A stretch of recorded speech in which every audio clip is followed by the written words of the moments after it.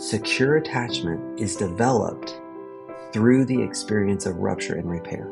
Secure attachment is formed when they wake up, they're alone in their crib. Where's mama? Where's daddy? They cry, we come. They're out there walking in the backyard. They fall down and scrape their knee. They cry, we come. It is the consistency. We are so consistent that we are there when they fear that we're not. We are there. We step in. And when they get angry, we're still there. And when they get sad, we're still there. And when they mess up, we're still there. And this is what our couples experience too. Welcome to the Betrayal, Recovery, Transformation podcast, where we explore the journey from heartbreak to healing and transformation. Here are your hosts, Chris Rocha and Jen Howie. Hey everyone, welcome to the conversation. Welcome back to the podcast. We have taken the summer off, had about a 3-month break, and we've been busy doing all the summer things, and now it's happy fall, y'all. How are you, Jen? I'm good, Chris. I actually am pretty good. I can't complain. Good. Well, You know what I'm doing? I'm working on living in the moment, living in the present, because there's nothing I can do outside of the present. So that is my focus right now. So I can legitimately say I'm good. Excellent. I love that. I also love that we're friends, that we can go almost all summer without having a whole bunch of interaction and pick up where we left off. Appreciate that about us. We hardly spoke this summer. Yeah. It's been After busy. 30 years, we were busy doing good things. Yeah. So, well, Jen, I'm excited about today because not only is this topic so critical in what we do, but we love our guest. So who do we have on the podcast today, Jen? We have an okay guy on the podcast today. He's pretty okay. We have Dr. Jake Porter. He's the founder and president of Daring Ventures, a leading counseling and coaching organization that specializes in trauma, betrayal recovery, and addiction healing. He holds a doctorate of professional counseling and is a licensed professional counselor. He's also a certified sex addiction therapist, as well as a supervisor and a leader in attachment-based recovery work. And we are thrilled to have him here today. He is more than an okay guy. Yeah. Jake is also widely known for helping couples understand how attachment wounds impact their relationships and how healing those wounds creates lasting connection and trust. So today we're exploring what attachment really, what does it mean? What is it? And how it shapes recovery, how couples can move from disconnection towards safety and intimacy. So Jake, welcome back. Hi, thank you for having me back. I'm just grateful to be here with y'all. Y'all are awesome, both of you. Thank you. Well, we make a nice trio, don't we? Absolutely. We think you're awesome too. Yeah. Oh, thank you. Thank you. Well, hopefully your summer was good as well. Hot. It was hot. It's always hot in Houston. Yeah. But good. It was a good summer. A lot of sweet moments. Coming out off of my oldest daughter's birthday month, where she had her first real birthday party where it was more than just family, and had her school friends over. How old did she turn?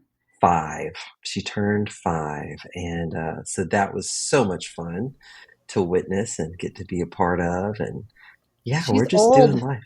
Time to get her a walker. Well, she acts like she's old. She acts like a, adult most of the time, but that's okay. It's good. Would you say that was a highlight of your summer? It was one of the highlights. We really did have a great summer. Spent some time in Ohio with my wife's family, had some conferences we were able to get away to together. Good stuff. Nice.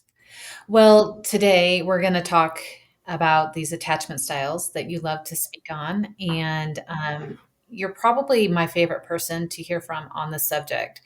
So will you talk to us a little bit about what they are and then walk us maybe through the different types? Give us all the goods. All the goods. Yeah. So the way I usually start this out is by saying everybody's got an attachment style. Nobody chose their attachment style.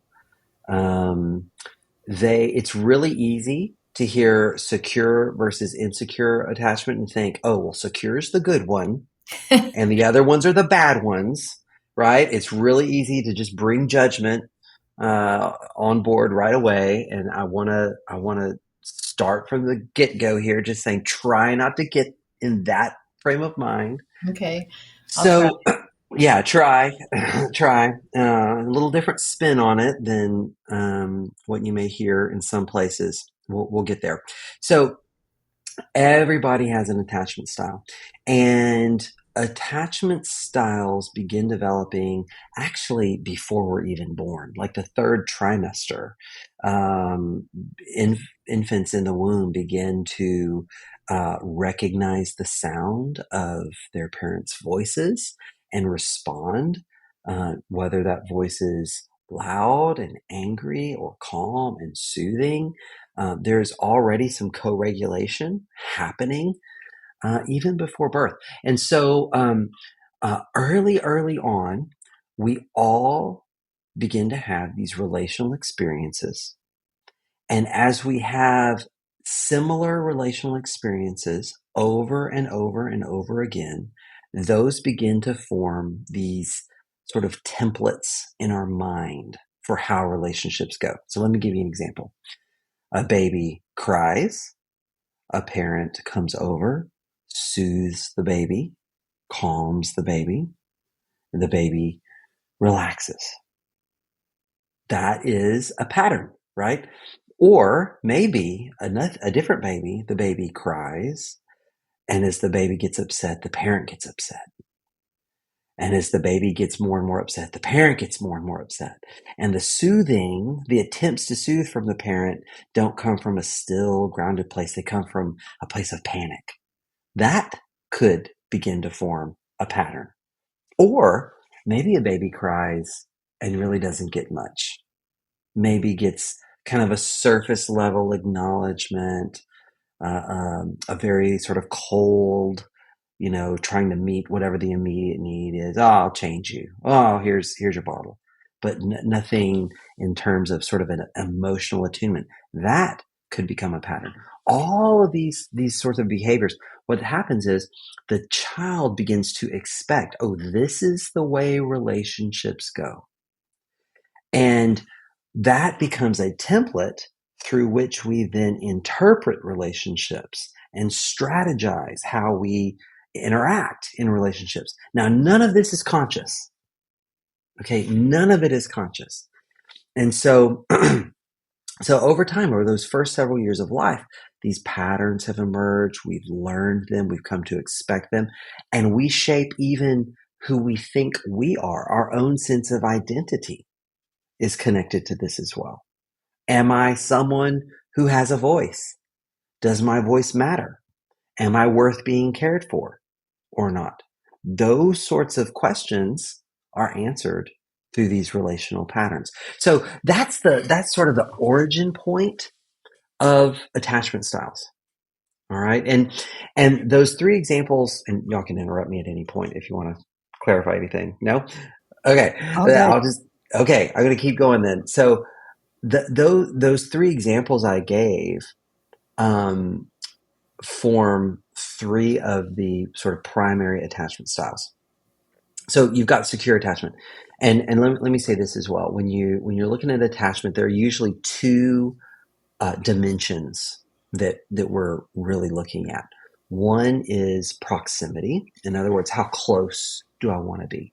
How close can I be in this relationship and be safe? And remember, close also includes far away. So how close or far away do I need to be okay and safe? So proximity. And then the other dimension is anxiety, but this is something that's often misunderstood about attachment styles. It's not generalized anxiety. It's a very specific anxiety that's in view here. And it is anxiety about abandonment. It's anxiety about whether or not the relationship is okay.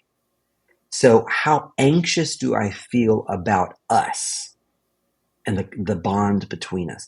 So you overlay those with each other, and that's how we start to map out attachment.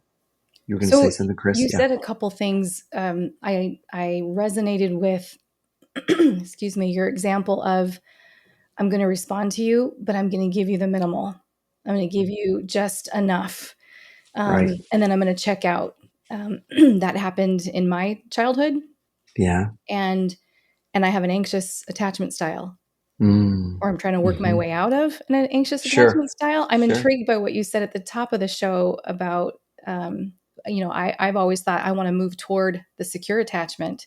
And I guess I'm going to learn something about that. But yeah, Yeah. so am I correlating that correctly? If there was some neglect or some lack in your childhood that you're going to have, because yeah, abandonment was a huge issue for me.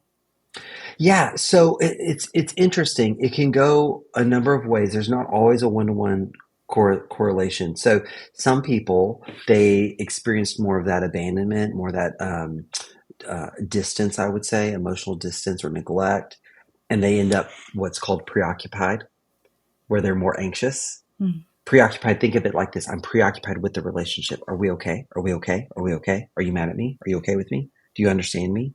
Do you get me? Okay. That's the preoccupied. So in terms of those two dimensions I talked about, preoccupied people want a lot of proximity, but even in the proximity, they still have the anxiety. Right? So I want to be close, but even when we're close, I'm anxious about you leaving. So anything that feels like distance, anything that feels like you're pulling away, or anything that feels like you're not attuned to me, you're misunderstanding me, you're not seeing me or hearing me, that's gonna trigger a reaction. That's so all of the insecure styles have their own what I call hair triggers. The things that just at the level of your nervous system, you're going to immediately get reactive. And for the preoccupied, more anxiously attached person, it's abandonment or misattunement. You're leaving me or you don't understand me. And when they get triggered, most of the time, those folks are going to go upward in intensity. They're going to start having more words and they're going to talk faster and their emotions are going to get bigger. Okay. Why? Because preoccupied attachment styles have a strong bias toward co-regulation. I'll be okay when I'm okay with you and you're okay with me. They struggle with self-regulation. Okay. Mm-hmm. Okay. Mm-hmm. I don't Now, know why you're spying on me. hey,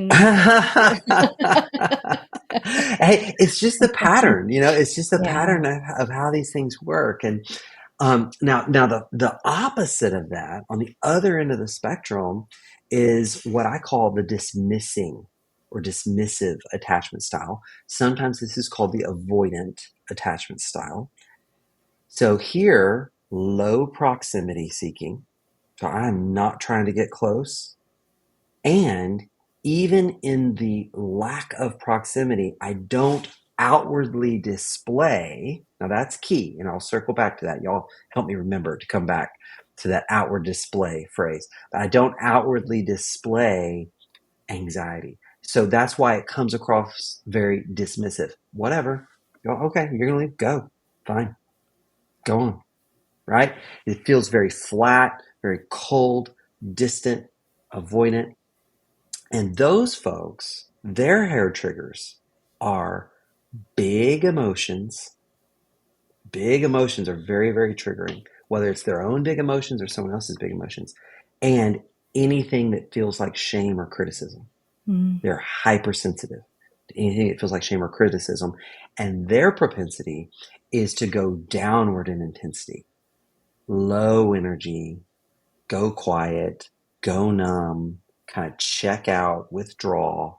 They go slow, they think slow, and they'll do that until you corner them. And then they're like a cornered animal. Watch out.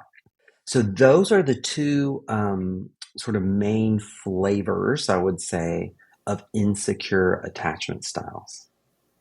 What's rough about this is, many couples, I don't know if you have found this, but I've found that a lot of addicts are often that avoidant personality. Or, all right, I'll just say it. Personally, my experience has been that I'm with an avoidant. I always felt like I was in a secure attacher because I can identify a need and I can speak a need and I can draw boundaries around a need. I just assumed that made me secure. I think that's the message that we get from the world. Like if you can do those things, then you're solid, you're secure. And like you said, you're the good attachment. And now I'm beginning to Mm, wonder as we have this conversation. But something that you said, about the dismissive avoidant, that they have big emotions. And I remember when I gave my ring back to Dan and showed him that I was leaving, zero emotion, just yeah, absolutely none, really triggered that abandonment piece for me. Later on through conversations, I'd come to find out he's like, no, I've got big emotions. I got big emotions. And I'm like, I don't believe you for 1 second. There's yeah, no emotion. There's just no Um, display. yeah, he would display nothing, and he'll continue to this day. He's pretty avoidant. yeah, But he says is there's a lot of emotion there. And so there is this cat and mouse game, I think, that we've yeah, played as a recovering couple of I don't even know where I am now with this attachment stuff personally. And I think for me it changes different. Does it change with one yeah. relationship to another? Like with my kids, it could be different. Yes, it sure can. So you can okay, this is going to get a little bit deep for a minute, but so we all have these things called internal working models of self and other. Internal working models of self and other, and they're always connected. So I have a certain internal working model of other, and then whichever internal working model of other, the other person, gets activated, the corresponding internal working model of self gets activated. So let me give you a couple of examples. So let's say you've got a kid whose father is overbearing and shaming and hypercritical, that kind of thing. So around men, okay, if being around men activates that particular internal working model of other, it might then activate an internal working model of self that is um, more withdrawn, quiet, want to be the wallflower, just try to fly under the radar, get through it, right? Versus maybe that same kid with mom was affirmed by performance and meeting needs. And right, that's going to activate a different internal working model of other, perhaps with women, and all of that can be related to attachment style. It doesn't have to be. There's overlap. It's not a one-to-one correlation, but what we do know specifically around attachment is there's a difference between what we would call a trait and a state. So my trait, attachment wise, is my baseline. It's my default. It's a trait. Okay. It's stable across time. It's stable across relationships versus being in a state of, say, preoccupied attachment or dismissive attachment, where something has happened, trauma, okay, that creates this particular self state that, when activated, my attachment style shifts. There was a 2019 study. Oh gosh, I always wonder. It's either 2019 or 2017. There was a 2019, though, I think, study of women who had experienced infidelity in their marriages. And what they found was that their attachment styles shifted as a result of discovering the betrayal. And it shifted in a way that's very particular. Now, we've talked a little bit about secure attachment. Come, be close. I'm fine with proximity. I'm not worried about you leaving, so that means you've got to go. That's okay, because I trust you'll come back, right? I miss you, but it's not a crisis. You're going to come back. That's secure. Then we talk about dismissive, whatever. See ya. Not looking for the closeness, not, and then the preoccupied. I want to be close. Are we okay? Are we okay? Okay. There's one more to talk about. And this is called a couple different things. I usually say fearful avoidant. Fearful avoidant. It's also sometimes called disorganized. Same thing. There's just different terms for the same thing. That means I don't want proximity, so I don't seek proximity.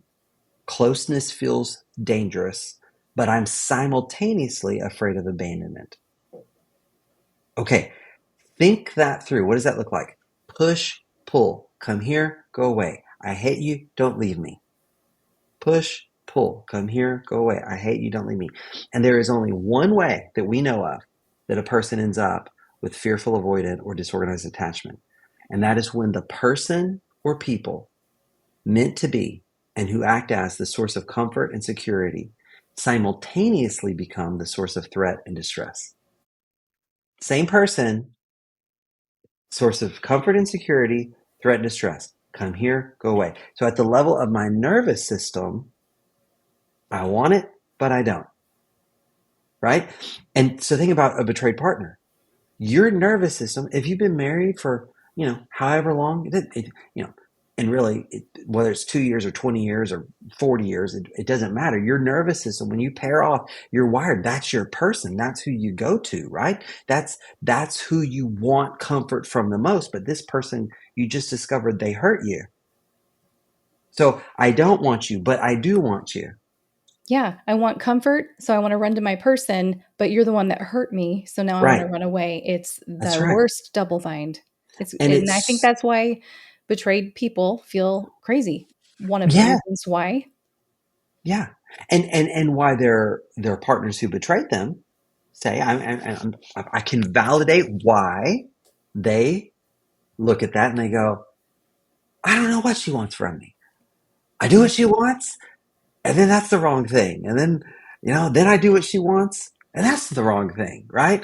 Well, yeah, because her nervous system, or his nervous system, whoever's betrayed, is going back and forth between, I need you, you're my person, wait a minute, you're the person that hurt me.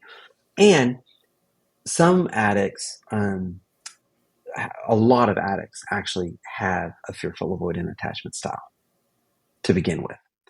And one last thing I'll say about this, these all exist on a spectrum.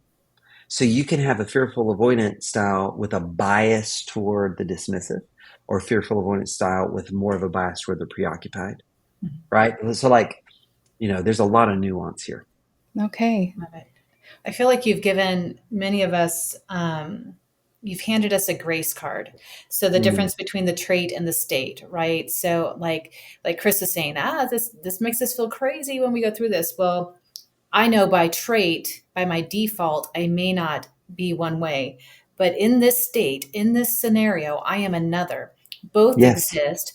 Yes. Both have a purpose. Both are okay.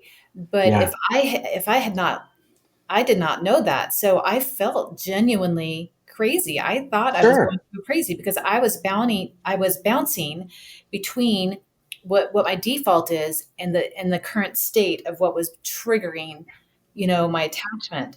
I think the other piece of the grace card that you just handed many of us who choose to stay. Why don't you leave? He did it again. How long are you going to keep doing this, girl? Because there's this, other part. Oh, that's abuse. If you just look at the other part, so there's this narrative that goes through your head with all the things that come in you from the world that we live in, that the not wanting to seek proximity, but the, go away, but I need you, go away, but I need you. So many that you handed me the grace card for that, because that helps me understand that, hey, yeah, it isn't just that you've been married 18 years and that you just keep allowing this thing to happen. No, this is deeply wired piece of me that is combined with the trait and the state. So it's not just easy to say, hey girl, you deserve more, go get better. That is not what we're looking at here. So thank you for just handing that over to those of us that are in that journey. Yeah. And thank you. I mean, I'm grateful that you are receiving those grace cards, and I'll give you one more. I do a lot of education of this with couples that I work with, because I try to tell them this just is. It's easy. There's this thing called the law of moral attribution. Have you ever heard of that? The law of moral attribution is where there's something different between us, and I assign a moral value to what is different between us. And that can go either way. Like, I can put myself down and think I'm bad and you're good because of this difference, or vice versa. I'm good and you're bad because of this difference, which is usually the way we go. Right. And this happens a lot with attachment styles. So you've got the person who has that bias toward the preoccupied, toward the anxious. They really want the co-regulation. I want to be seen. I don't want you to leave me. I want us together, right? And they look at the other person who gets quiet and withdrawn, and they don't show the big emotions, and they go, "You're wrong for that. You don't care. Right?" And the other way around, the person from the dismissing place is looking at the one preoccupied and saying, "You can't let it go. You have to keep bringing it up. You have," right? And what I tell my couples is, newsflash, you have different brains. You have different brains with different nervous systems, and it's not right or wrong. It's just different. Mm. And if you can, now I always am careful when I use the A word. If you can accept, which doesn't mean you don't expect for there to be growth. It doesn't mean that you put up with anything. It doesn't mean you start allowing that to be an excuse. But it's like, we're different. We're wired differently. Neither of us chose this wiring. When you can understand that about yourself and your partner, all of a sudden there's a clarity that comes, right? Okay, so if I know that my wife is very sensitive to anything that feels like abandonment or misattunement, here's what I can do. If it's a Saturday and we're both kind of working independently in the house, and I need to go run to Home Depot, there is a world of difference between me thinking, I'm just going to go to Home Depot, and I leave, versus I find her and I say, "Hey, I got to run to the Home Depot. I'll be back in 30 minutes. Do you need anything?" No? Okay. Right. Why? Is it wrong to leave without saying anything? Well, I mean, I don't think that's a moral issue. I don't think that's a sin issue. But if I know I can care for my wife better, right? If I know that is a wounding for her or a trigger for her, and I can just do this one thing to tend to that hair trigger for her nervous system, why would I not do that? Because I love her, and guess what? It's better for me. It's better for me too. Or here's another, around the attunement piece, right? There's a difference between hearing her and giving her the felt sense of being heard. Mm. So she tells me something and I hear and I go, that's what. Say that Okay. again. There's a difference between hearing her and giving her the felt experience of being heard. Whoa. Yeah. Yes. You want to talk about soothing a nervous system. So if my wife says to me, whatever, it doesn't matter. I can even come up with it, hey, I'm really upset about this thing at work. I just don't think it should be that way. And I'm guilty of this. Okay. And especially now that my wife and I work together, it's like this happens, right? And she has the bigger emotions and she gets more, expressive with those emotions than I do. It doesn't mean I don't have them, but she's more expressive. And my tendency is to go internal, and I'm processing. I'm a slow internal processor.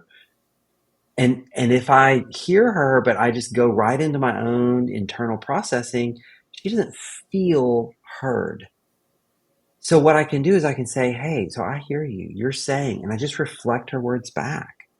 Yeah, you're really upset. That bothers you. That makes sense. Okay. She has a felt experience of being heard. She doesn't have to wonder then, what am I doing? Am I judging her for it? That's what usually comes between my wife and I. If I don't, what she makes up is I'm judging her for her bigger emotion, right? Mm-hmm. Yep. Okay, so that's how if I know this about her, I can choose to act accordingly. That's why, do we all want to get to a place where we have secure attachment? Sure, and that's called earned secure attachment, and it is possible. But you don't have to have a secure attachment style to function securely in a relationship. Mm-hmm. Okay, that's good news. Yeah. You learn these principles. You learn these principles of how to interact with each other, about yourself and about your partner, and you let the principles guide you. So the other direction there is, okay, I am wired as a more dismissive, avoidant person. That is my natural wiring. So I'm going to be much more sensitive to big emotions. Okay. And anything that feels like shame or criticism. So if you're partnered with someone like that with me, here's a couple things that'll help you relate to your partner. Number one, use less words. I'm just telling you, you're more likely to actually be heard if you, take the notes, Jen. You Jen's are got more, her mic muted and she's got yes, her notepad up front and center taking copious notes on screen, listeners. This yeah, is for my yeah, husband.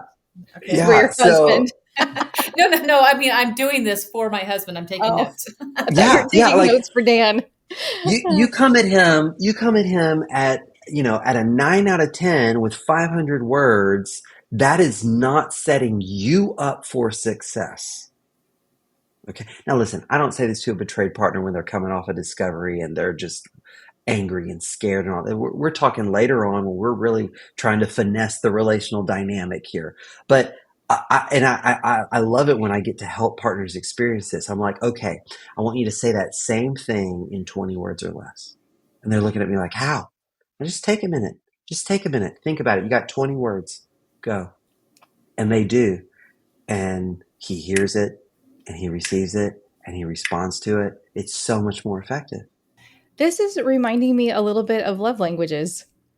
Like, find out what your partner's love or your spouse's love language is, and then speak to them that way. And so which leads me to my next question. Well, I'm gonna rapid fire a couple at you. Okay. How is this important for us to know what our attachment style is and what our spouse's is? How do we find out what our attachment styles are? And then um a primary relationship like this, when we're kids, it's our parents probably, but this is such an important place for healing attachment wounds, right? Oh, In the marriage, yeah. the primary relationship, and Yeah. in your business and in your model, the couple centered recovery approach, you focus on couples healing together. So Yeah. that's a lot. I hope you picked up what I laid down there, but I think how so. is this important? Yeah. How do we find out what we are and what our spouse is? And then how do we work on healing this within, as we heal together as couples? Yeah. Yeah. So, awareness is not sufficient for healing, but often necessary for healing. Self-awareness, awareness of myself, awareness of my partner, right? Knowledge is power, right? It's so trite, but there is a truth to it. There's a reason things are trite because there's a certain truth to it, right? And so when I know this about myself, or I know these things about my partner, that awareness sets me up to make choices that I can't make if I don't have the awareness. Okay. So if I am being driven by this programming, unaware, non-consciously, I'm kind of doomed to just like play it out. Right. But when I have awareness, oh, wait a minute. Oh, this is shame coming up in me. Oh man, I'm getting really, really intense here. And I know how that affects my partner. Right. Um, when I have that awareness, I suddenly have opportunities. Now, I may choose not to do anything with it. I may say, you know what? This intensity is appropriate. And I might go right on with it. But I at least have a choice now. I at least have a choice. And, and choice is how we heal from trauma. Regaining choices is how we heal from trauma. Trauma takes choices away. Trauma takes choices away. Trauma is healed as we reclaim choices. Whoa. Yeah. Okay. Wow. So Can you give us a for instance on that? Because my brain's trying to sure. connect those dots. That's powerful. Good. Yeah, absolutely. So like with a betrayed partner, and this again, I just want to say for any listeners who are at the beginning stages of your journey, like just shelve what I'm about to say for a while. Okay? Because if you're still just trying to get the bleeding to stop, you're still just trying to get your feet underneath you and figure out if you're safe. Go back and listen I'm to not episode 1 of this podcast. there you Go go. back and listen to the betrayal survival guide of this There podcast. you go. Thank you. Yeah. Pause this one and save it for later. But if you're further along, and you've got more or less that safety and stability in place, and now you're trying to like create a different relational dynamic. Okay. This is hard for some betrayed partners, I'm about to say, that your trauma is not an excuse for whatever you say or do. You are still responsible. Okay. Now, there are reasons, and a reason is different than an excuse. And this, I'm not saying this to condemn or to shame or whatever, but think about this. I've worked with betrayed partners, and they so desperately want to heal, but they're trapped in their own narrative that I can't help it because he did this. I can't stop. I'm justified in this state, thinking this way, feeling this way, behaving this way, believing this way because of what happened to me.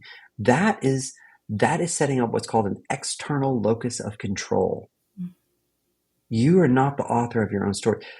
Healing from trauma, especially the trauma of betrayal, happens when you say, I will decide what this means for me. Whoa.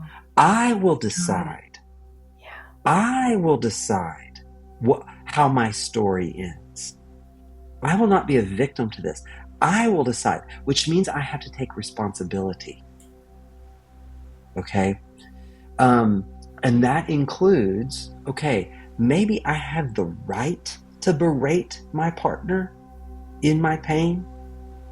But here's what I ask betrayed partners. I get it. It's not fair. And maybe from a certain angle, you do have the right to do that. I truly, I mean it when I say I don't dispute that. But my question for you is it getting you what you want? Is it effective? Does it work? Do you feel good afterwards? And usually when they're honest, they say, it doesn't work and I don't feel good afterwards. I say, let's try something different. Right? Mm-hmm. So the awareness, so awareness of these things. Oh, this is why I do that. I'm sensitive to abandonment. I'm sensitive to misattunement, or I'm sensitive to shame, or whatever it is. This is why I do it. That's why he does it. That's why she does that. I have that awareness. It puts me in a place to have choice, and choice is how I heal from the trauma. I'm going to decide who I'm going to be. I'm not going to let what happened to me dictate who I am. I know the kind of person I want to be. Okay? So that's why it matters, to get back to your questions, Chris. That's why it matters, because the awareness sets me up for choices. And choice means responsibility. I can't have choices without responsibility. Some people want the choice without the responsibility. That's not how it works. It's like with raising children, right? Freedoms increase as responsibilities increase. That's right. That's how it should be anyway, in my opinion. Who much is given, much is required. That's right. That's exactly right. So that's the why. The how to find out, you could go online, you can Google attachment style quiz. There's a ton of free ones out there. The Yurkoviches, who wrote How We Love, they have a pretty popular one out there that's online that couples can do. I think it's free.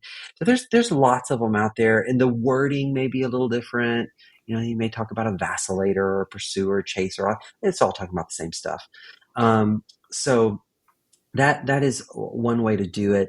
I will say this though, that those are not always foolproof, because they capture a snapshot and they only capture your own self-awareness. Mm-hmm. So as a clinician, you know, there are certain things I'm watching for, I'm listening for, I'm observing in how a couple relates, that's actually telling me a whole lot more than whatever that self-report assessment probably did. And attachment styles aren't static, they're dynamic. We're not stuck in this. Isn't something that God built into us. This is something we learned when we were young, and we can heal our attachment styles. Is that the proper wording? And move I think towards so. the cure? Okay.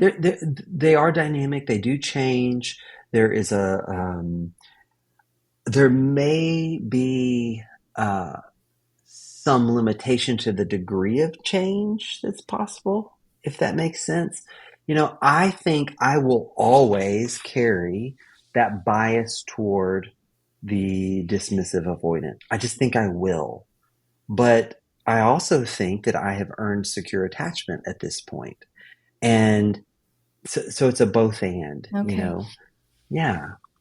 Like I Yeah. resonate with that. And then the primary relationship and what was the question as we talk about couples working together? Why is Hmm. marriage or that primary relationship such an important place for healing these Right. attachment wounds? Yeah. So the thinking used to be that family of origin work, healing of those relational wounds had to happen separately, right? And so you don't do that in marriage therapy. You go off, you do family of origin work individually. You go to an intensive, this, that, and I do think there's a place for that. So I mean, I do family of origin intensives with groups of all men or all women, So don't hear me as saying there's not value in doing that work individually, but absolutely 100%. All of this comes up in that primary relationship in a marriage, and that becomes a context for healing. And I'll give you, an example. Let's take an example where, say, there's a wife who has a real wound around being left out. Maybe early in her life, she was kind of on the outside. She was the black sheep. She was held at a distance from her parents. So she's got this real sensitivity to feeling left out. Okay. Then she gets married. Her husband betrays her. And all these other people know, all these other acting out partners know things she was left out. And so it's like the wound from the betrayal, the way it is interpreted, it exacerbates this wound from early on, right? A different partner who didn't have the left out wound might be a not enough wound, or it might be a, too much wound, or whatever, right? But we interpret this, the meaning we make about the betrayal is often informed by our prior wounding, the stories that are already there.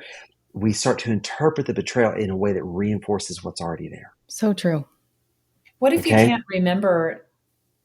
I mean, we know that this comes up, subconsciously, if you will. But Mm-hmm. if you're doing this type of work with somebody, what if they Yeah. can't remember their childhood? Like, how do you It's okay. resolve that? You don't have to.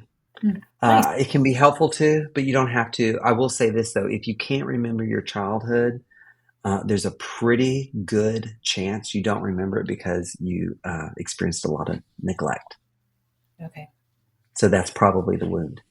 If Oh, there's not a lot of memory, okay. yeah.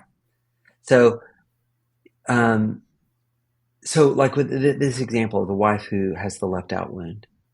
So now in recovery, if her husband knows she's got this wound of feeling left out, and he doesn't just seek to not leave her out, but beyond abstaining from behaviors that would reinforce the damage, he goes beyond that to actually proactively introducing behaviors that go against that old wounding and that old message, of including her, of bringing her in.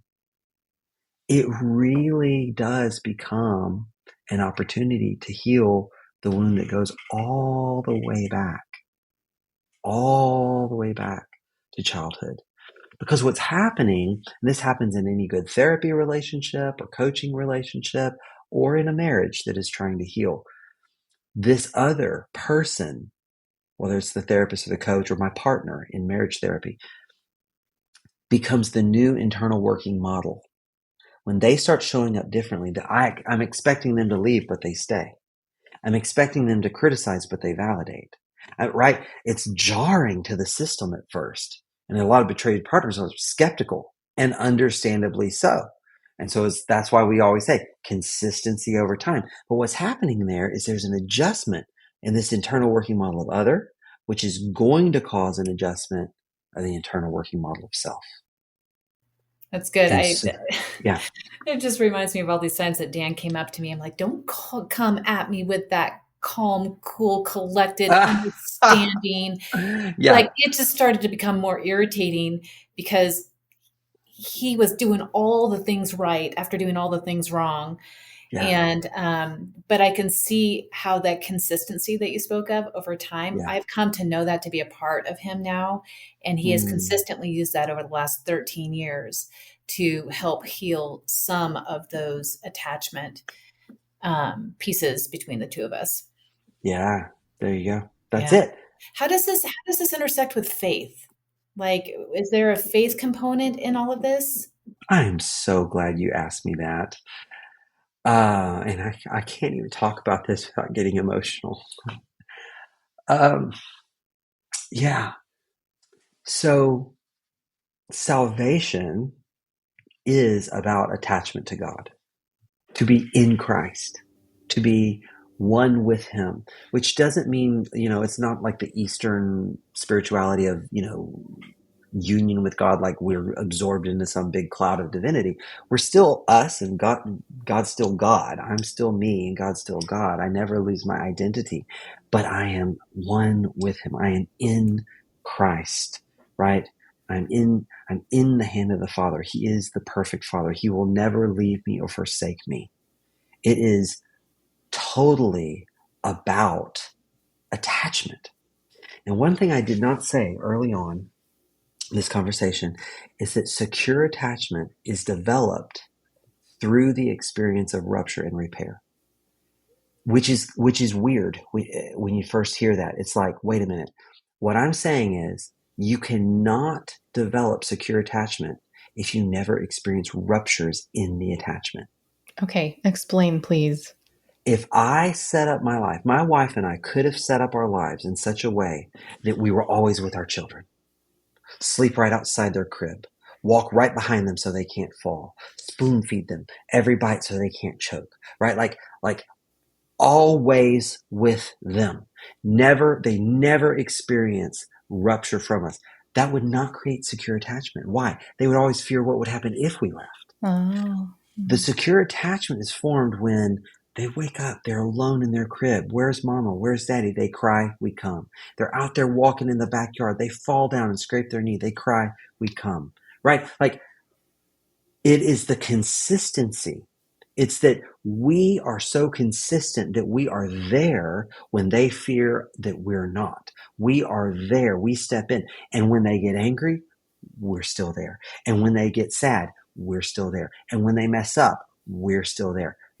So it's the rupture and repair that develops the security. That is, and a simple example of that would be the game of peekaboo. They go Yeah, away, they come going back. They go back. away, they come back. That's exactly right.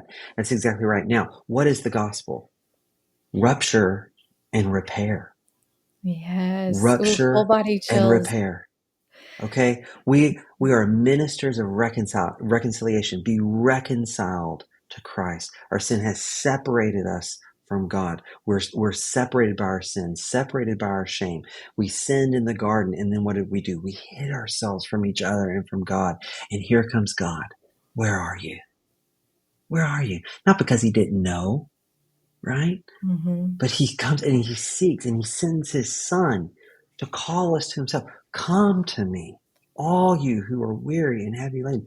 I will give you rest. It is a call to be reconciled after rupture. And what the beauty of it is that what we have after the repair is better than what could have been there before the rupture. And this is what our couples experience too. When after the devastation of betrayal and the rupture that occurs, when they can truly heal and repair, they have something better than, Yes. Mm-hmm. right? Mm-hmm. I can This attest to is the that. Yes. gospel. Yeah. This is the gospel. 100%. Mm. Mm. There's And even if a, the better isn't in, like, my husband could relapse. I can relapse into old, habits and patterns I swore I'd never go back to. Right. it's true. But the security comes in, I think, the work, the healing that's taken place in me, which then, Mm, as an individual, which then affects the coupleship, right? But you were right. about to say something, please. Well, yeah, I'll respond to that and then I'll say what I was going to say. You're exactly right. what happens so often is people have a rupture, but they have like what I call, I got this from one of my first therapists, a woman from deep East Texas. She said, that's a 50-cent reaction to a nickel problem. So when we have a 50-cent reaction to a nickel problem, it's because I'm not just reacting to the actual rupture that happened there. I'm reacting to the history of not being able to repair. So when I have confidence in our ability to repair, I can right size my reaction. It doesn't have to be a big deal, or it can be as big a deal as it needs to be and no bigger. Right. And in the same way, it's like with God, I fall into sin. And there just should be a reaction, but it's not the reaction of he hates me. He's going to leave me. He's going to throw me into hell. Right. No, it's a right size reaction. What I was going to say is all this conversation reminds me of one of my favorite songs. It's by a Christian artist named Andrew Peterson. I It's love not super him. well known. You Oh, know I Andrew love Peterson? him. Yes. I do too. His Arizona song is Oh. just the best road trip song ever. Yeah. I think he's brilliant. I think he's absolutely brilliant. He's got a song called Thank Someone for This. It's like 10 and a half minutes long. It's very, very long. And it's all about like, don't you can feel in your bones there's something wrong in the world, but there's so much beauty and all that. At the very end, this is the verse. He says, and when the world is new again, and the children of the King are ancient in their youth again, maybe it's a better thing to be more than merely innocent, but to be lost and redeemed by love. Wow. Let me say this. Sorry, because I know we got to wrap up. But what this means is that, and this is hard for a lot of people to take, and some people are going to disagree with me theologically. That's okay. Everyone's allowed to be wrong. But they'll change their notes when they go up, right? That's right. God has no plan B. Rupture and repair was his plan from the beginning. He is doing and working something beautiful.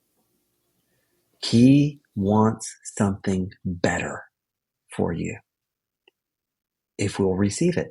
That is the gospel of attachment, that there's something better after rupture. Yes. Wow. Okay. Thank God for Kleenex. I'm feeling that emotion right along with you. I heard a quote the other day. I wouldn't take $1 million to go through what I just went through again, but I wouldn't take $2 million to go back and be the person I was. That's right. That's good. Yeah. Rupture and repair. So okay. Yeah. You answered why it's so important for us to understand our attachments and how to love our spouse well, even our others well with this, and the gospel of attachment. That was so good. Were you a preacher before this? Yeah, Yeah, I was. I thought so. I thought I remembered reading something about that. Yeah, 13 years I was a pastor. Do you miss it? Yeah, although I will say, I just last month was installed as a lay pastor at my church, which is a wonderful story of God's redemption and grace, because I didn't think that was going to be a part of my life anymore. Wow. That is so cool. That is Congratulations. So cool. You said God wants something better for us if we're willing to receive it, and look at what he's doing in your life now as a result of that. Well, thank you. All grace. Yes. Thank you. Yeah. I know you've got some people to go help right now, so we're going to wrap this up, but thank you for joining us again. We'd love to have you back. I feel like we could talk about attachments longer. I'm going to stop and with a quote by Kurt Thompson. Each of us is born into this world looking for someone looking for us. So thank you for helping us to understand ourselves a little bit better, these attachment styles, and for the education you just gave us. This was rich and wonderful. Thank you. Oh, thank you for having me. All right. Until next time. Thank you for joining us on the Betrayal, Recovery, Transformation podcast. We hope you found today's discussion helpful and empowering. For more information, please be sure to check the show notes. Until next time, be kind to yourself and keep pursuing healing. A ministry supported by Pure Life Alliance.